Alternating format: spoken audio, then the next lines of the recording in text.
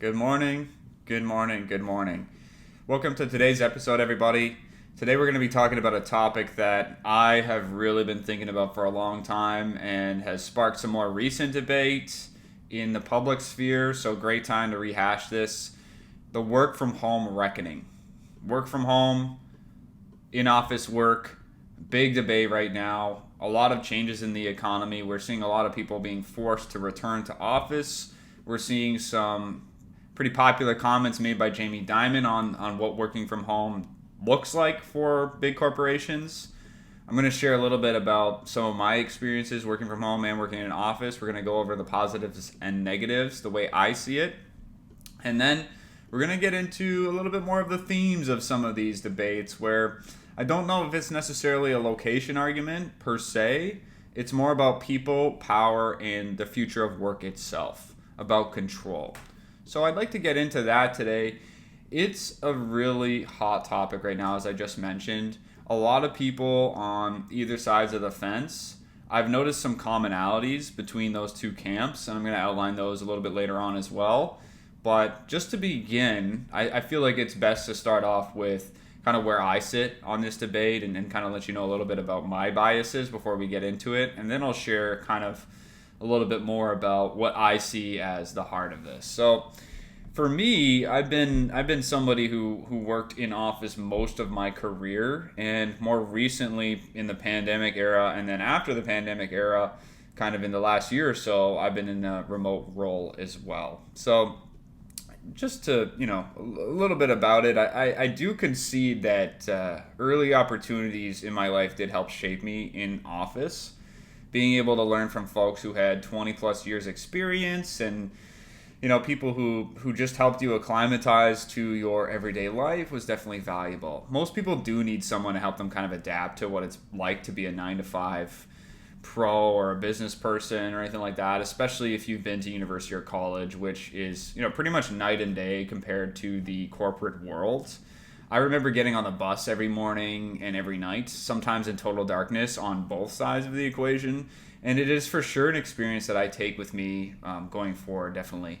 I'm not sure I would necessarily mandate that everybody else necessarily has to do that themselves, has to get on the bus, has to suffer, but for me, it was something that led me to kind of want more in my life. I definitely wanted a car. I definitely wanted a job that didn't require an hour's commute each way.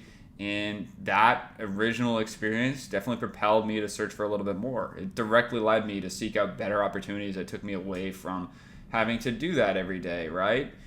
So, should we pull the ladder up behind us? Should I feel like everyone new in their career has to go in the office? No, but that was my experience. That is something that I hold very dearly to me.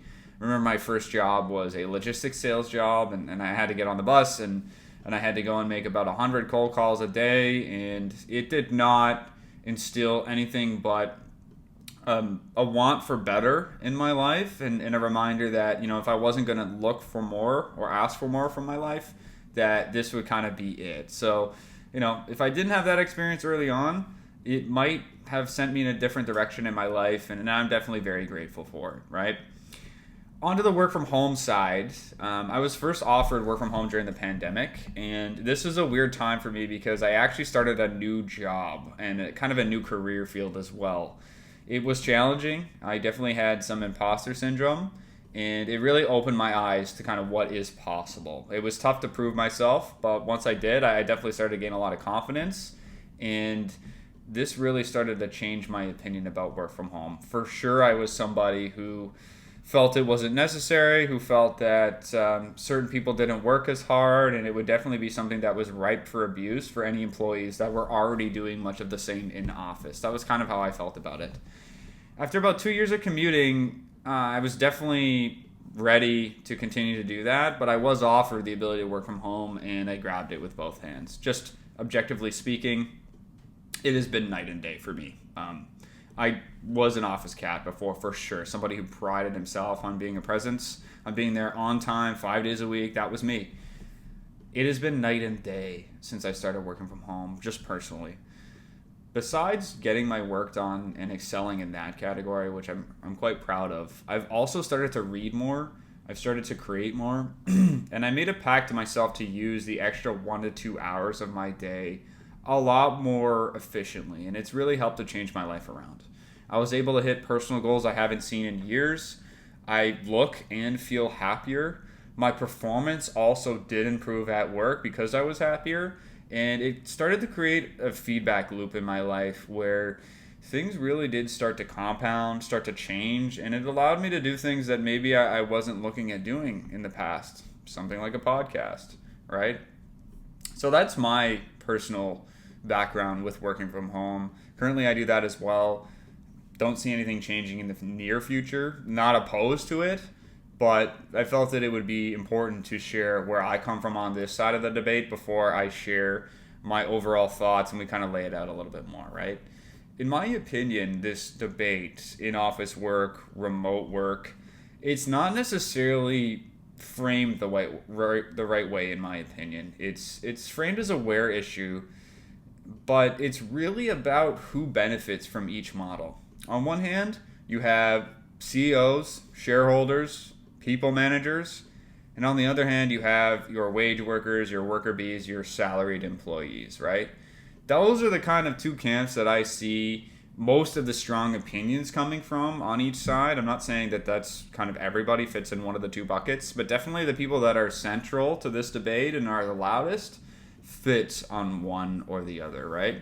So let's go to some of the positives from working from home, and then we'll go for some of the negatives, right? When we're talking about some of the positives just in general, we're looking at happiness and mental health as the number one. People are simply happier when they have more control over their time. The ability to take even just a 5-minute break without scrutiny, without somebody asking where you're going, is a very powerful thing. Just in general as well, this does result in a better definition of work, in my opinion, shifting from being seen working, being on the clock, being at a physical location, to producing results. If you are in a role where you are revenue tied and that's how you make your money is by bringing money to the company, it may not be necessary to be physically present. And if you can still keep up that same production level, then what would really be the argument from allowing you to work from wherever you want? As long as you can get your work done, right? This is a dream for self-starters. If you're somebody who can thrive independently, obviously you're going to see working from home as a huge advantage. I definitely fit in that bucket. I'm somebody who is always asking to do a little bit more. I definitely like to put myself in my manager's shoes as well. And, I'm doing even more and maybe above and beyond what I would do in office just to prove to people that I'm willing to go above and beyond when I'm working from home. This is definitely something that I've taken with me. I'm not saying that everyone does this, and I know that some folks maybe are taking a little bit more of an advantage of it, and we'll get to that in a second. But just in general, if you're somebody who doesn't really need to be given tasks all the time, and you're somebody who likes to dive into things and likes to do deep work, working from home is incredible for that. Finally, I really never heard anyone say out loud that they prefer 5 days a week in office. Not really any employee that I've ever interacted with has said that. I've heard a lot of CEOs, I've heard a lot of managers, and a lot of people who really like the office say that. Not really hearing that from folks who have to foot that bill, who have to come in, who have to commute every day. The last thing I'll mention is the commute itself. You have more time for personal growth, health, or just life itself. You have more money. You do not need to organize your life around this city commute anymore. You can organize it around your home space, creating a lot more efficiencies, just overall living a little bit more of a balanced lifestyle for sure. On to the negatives, and there are definitely negatives. The first one that stands out to me is career progression. There clearly is a visibility gap. Now, what I just said is if you're a self-starter, you don't need to worry too much about working from home because you can produce results.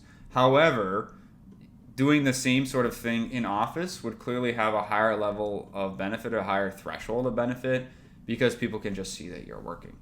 Not everybody has a dashboard that kind of easily communicates what their value is. Some people are more of a glue guy sort of hire, somebody who can kind of do it all, who fits in well with their employees, who communicates well, who is a great facilitator.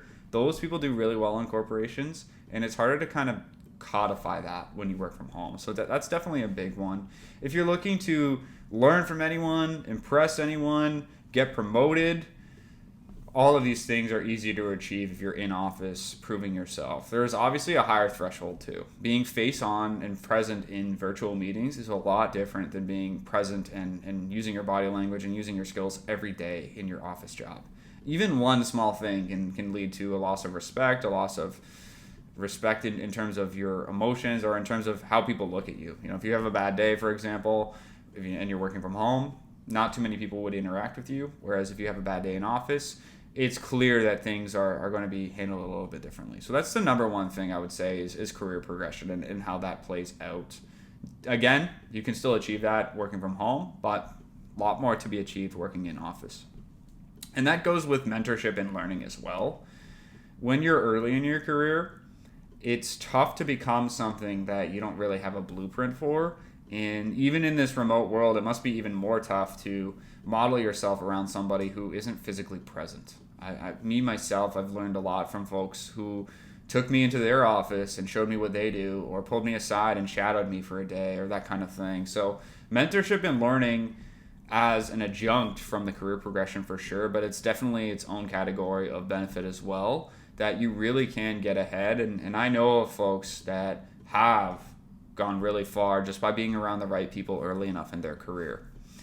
In terms of organizations as well, it's clear that working from home is less of an organizational positive than being in office. It's easier to align goals and strategy when teams are physically present and in the same room. It's easy to go across the office and tap somebody on the shoulder, ask them for clarification on something.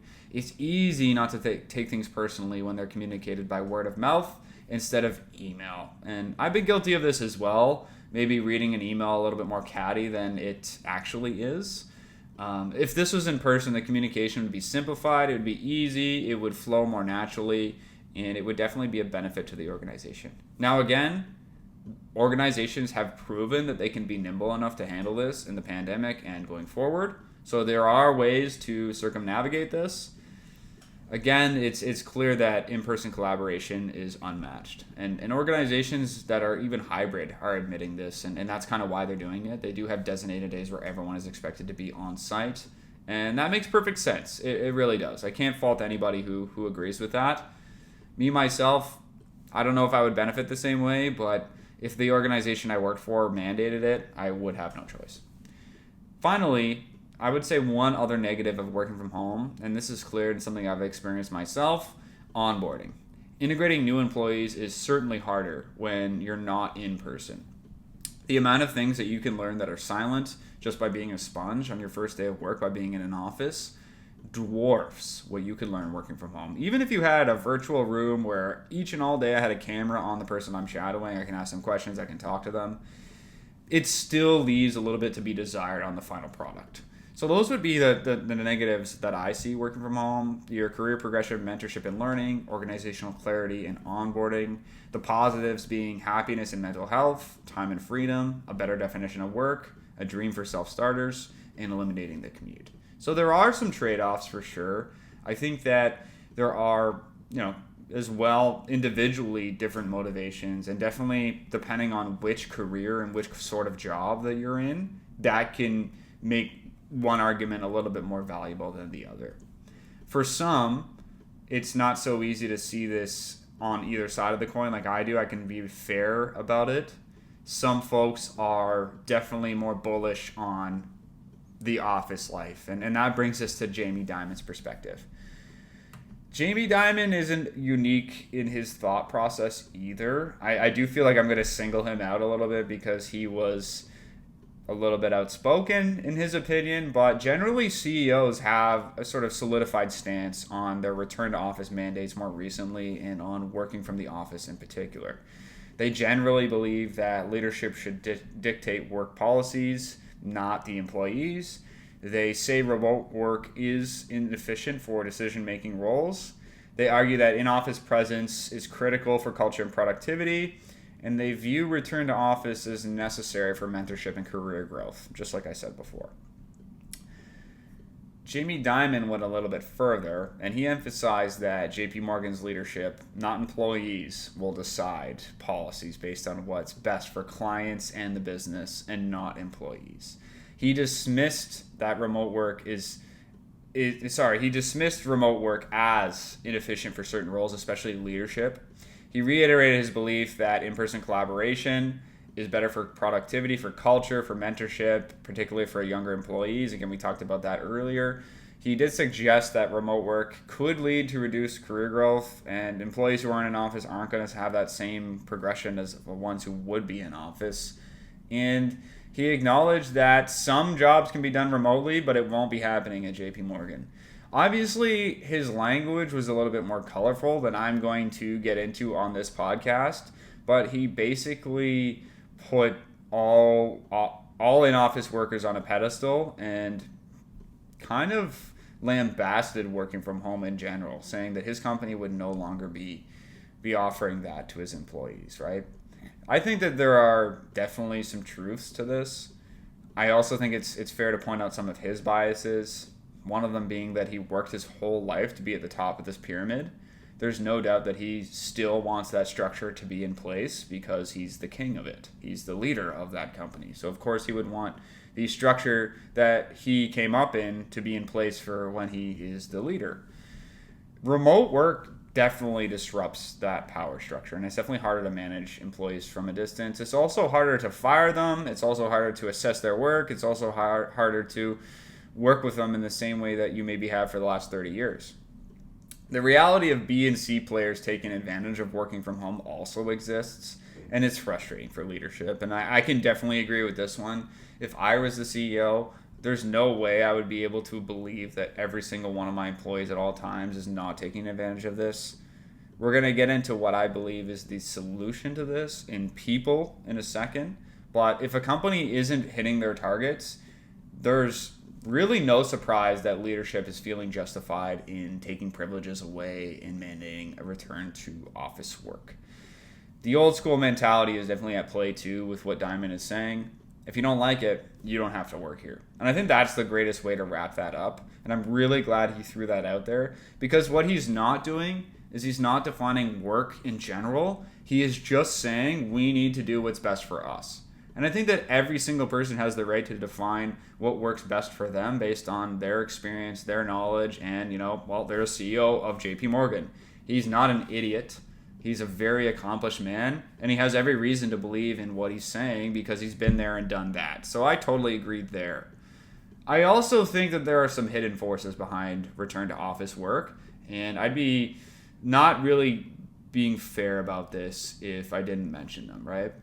The first one that stands out to me is the corporate real estate panic, or the corporate real estate dilemma that is currently at play, right? We have the pandemic that made commercial real estate leaders realize how fragile a lot of that was. If workers aren't coming into the office, the revenue from rents isn't going to be coming in. This changes the necessity of the downtown core, and it affects a lot of things that have compounding interest. Companies like Google, Facebook, you name it, have invested millions of dollars in their workspaces. Imagine what you would feel if you see them now empty, right? Large office leases also became massive liabilities. The entire downtown cores were clearing out, and some of those renewal periods happened during the pandemic. This led to a bunch of CEOs saying, well, we can reduce overhead and keep our productivity. Why don't we keep this opening? The problem is there's a lot of money tied up in these lease agreements, and it's no wonder that some of those CEOs actually have investments in these sort of commercial properties. They also have a ton of friends in these spaces. They also have a ton of arrangements that are predicated on commercial real estate. Commercial real estate has a huge favor or thank you to give to the corporate world because they power each other, and you don't have one without the other. When workers realized how much of their jobs could be done remotely, for the first time in decades, they started to have leverage over their employees, or their employers, excuse me. The talent market favored them, office work started to change, and real estate companies did start to panic a little bit. It's no wonder that they were the first to bang the drum on return to office. So there are some real estate links to the return to office. There are some economic links. There are some control links on the CEO side. There's also another stealthy tactic at play here, and I just want to throw this out there. Return to office is a stealth layoff. It's a great way to trim overhead without having to pay any severance. Now, what do I mean by this? The reality is that companies know that people don't want to return to office. They know that. The problem that they have is that they let this cat out of the bag. People now know that companies can be operating fully functionally, fully remotely. We did this during the pandemic. You can no longer make that argument. You can no longer say that everyone has to be in office 9 to 5. It's just not realistic. So why return to office then? Well, we have probably a situation where a bunch of hiring was done in the pandemic or the post-pandemic liquidity phase. Companies were still growing, overhead was increasing, especially in tech where I work. Companies were grow, hiring. They let people work from home. These standards dropped a little bit, and then the chickens came home to roost. And loans were called back in, leases were put back up, and employers started to get back that grip on the employees. The shift kind of happened. And I remember this personally. It felt like post-pandemic, there were jobs hanging off every corner, and at every avenue you looked, there were recruiters. There was an abundance of work. When you went into an interview, you felt like you had a lot more power to ask for more money, for more privileges, for more work from home. Fast forward to today, and we're seeing a ton of return to office mandates, and it's absolutely no coincidence that this is happening. If I wanted to do a layoff, it would be rather expensive to me to lay off thousands of people. Instead of doing that, I can just make their lives hell, and I can ask them to return to office, and I can mandate it, seeing how many of them quit. And we do see a ton of people quitting. Of course, in this economy, people do want to keep their jobs. Return to office has been used as a stealth layoff tactic. Let me be absolutely clear about that. It was clear that this is what's going on, and it doubles as a great way to reorganize your structure. It also puts the power back in your hands now because you're getting something out of your employees that they don't necessarily want to do. And you're telling them, well, if you don't like it, go work somewhere else. 3 or 4 years ago, that's not necessarily what you want to be telling your employees. In this reality, with the economic climate the way it is, with the job climate the way it is absolutely a smart tactic because they know that there aren't a ton of jobs lined up to give these people exactly what they're asking for. Now, collectively, a lot of these companies have moved in lockstep. They've been moving away from working from home. Return to office has absolutely been bolstered by these mandates, and that's what I would say. We are stuck in these antiquated work models. Productivity has increased with AI. We're more efficient than ever. Why are we still clinging to this, right? The economy of life is also very expensive. Commuting costs a lot of money. Why opt back in? The physical structure of cities reflects these old work models as well. Offices, public transit, housing, they're all designed for a traditional 9 to 5 commute. Many home spaces are also not built for remote work at all. They're built for you to live. It's almost like these CEOs built a castle and now they're defending it with all of their life to make sure that the castle runs the same way it did 10 years ago. If return to office was about what's best for workers, we wouldn't see so much resistance to it, right? And so where do we go from here? What does this mean in the future? Are people going to be working from home? Well, the truth is, in this climate, we have not made working from home easier. Employers have lost control over workers in that little period where they were allowing them to work from home. This is being clawed back. Money and control aren't always motivating people the same way they used to. And this new motivator of freedom is also at play for employees. A ton of people are now saying that they would be turning down X amount of raises per year to keep their work from home situation. In many cases, people are prioritizing that aspect of the work to the in-office life. Return to office is also a double-edged sword. Companies get their control back, but at what cost? Do you lose some of your better employees? Do they find companies who are willing to put up with this in order to have that best talent? The cat is out of the bag. Workers now know what's possible. Forcing them back may work for now, but is that long-term trend good for the society that we have at hand? Is it good to enforce these kinds of ideas? At the end of the day, it really seems that organizations with the clearest visions, best culture, and of course the best people find the ways to benefit them the most. Just like Diamond said, if you don't want to work here, you don't have to. And I think that's the best way to think about it. On the other hand, it's really about people. If you have the best people, it shouldn't matter where they work. It shouldn't matter where they sign in from. It shouldn't matter when they do their work, unless, of course, you're talking to clients at certain times. True collaboration is really a little bit more fluid than it used to be. And if you can go from having to look in a certain locale for talent to looking globally for talent, I'm sure you wouldn't care as much that you have certain folks across the world if they're that much better than some of the employees that you can hire in your local talent. Similarly, I really do anticipate this global workforce to go against North American jobs and North American workers. If I can hire 5 employees in a lesser economic zone where people and wages aren't as costly, but the same work can get done, you're going to see a lot of companies shift their entire workforces overseas, just like manufacturing did.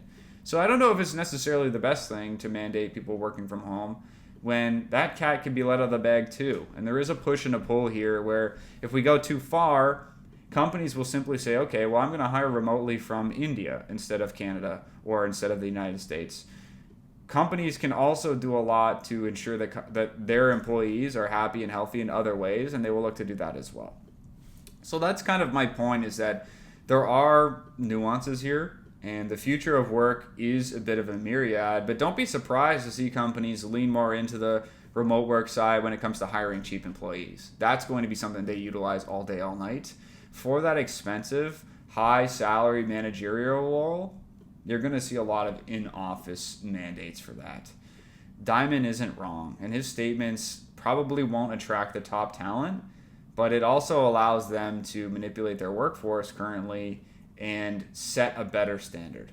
They're obviously not okay with people working from home. This is definitely not going to change. And I see a lot of comments from folks talking about remote workers as lazy or inefficient or not career focused. I don't necessarily agree with that at all.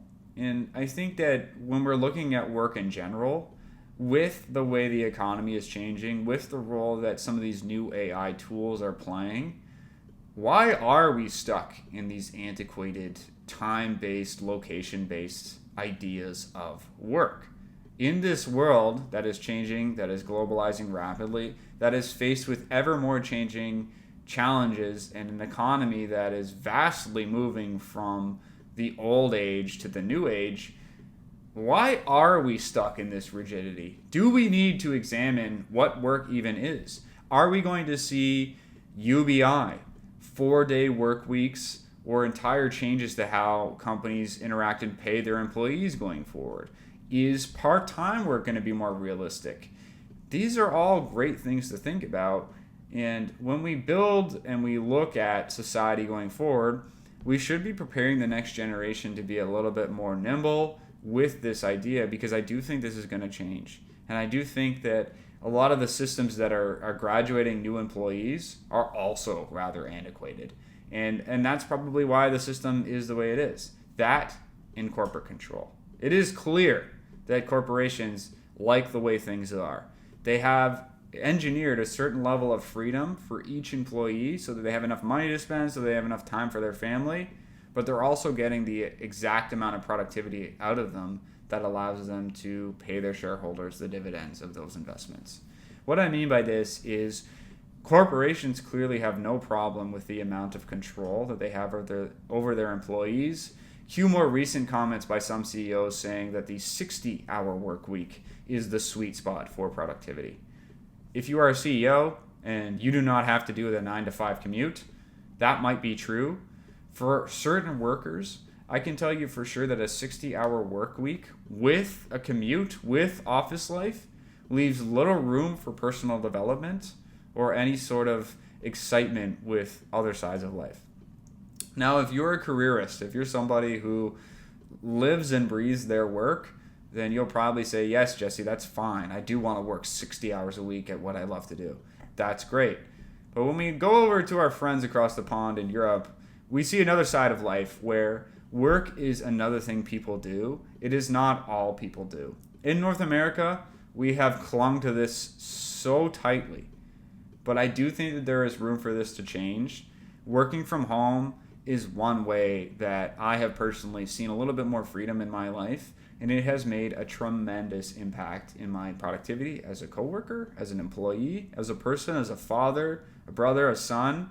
All those things that you can be in your life will naturally be improved by working from home, in my opinion. Maybe not your career necessarily, but that wouldn't necessarily be the bad thing either. Myself, I've been promoted working from home. I've had a lot of success. I've had career years working from home. So I don't necessarily agree with that format or that narrative. But yeah, there is a little bit room for nuance. So I think that going forward, this debate will become more centralized. Truthfully and sadly, working from home opportunities seem to be going away, and that does appear to be the trend. The best companies will not be concerned with this. They will be concerned with the talent, how nimble they can be, and how collaborative their teams can be wherever they are. I'd like to thank you today for listening to this episode on remote work versus office work. I hope that you have learned something, or this has got you thinking a little bit more largely about these kinds of trends. And let me know what your thoughts are. Which way do you see working from home going? Is it going to go away like I think? Is it going to become a centralized part of the economy in 10, 20, 50 years? Let me know. Thanks again for listening, everyone. Have a great day.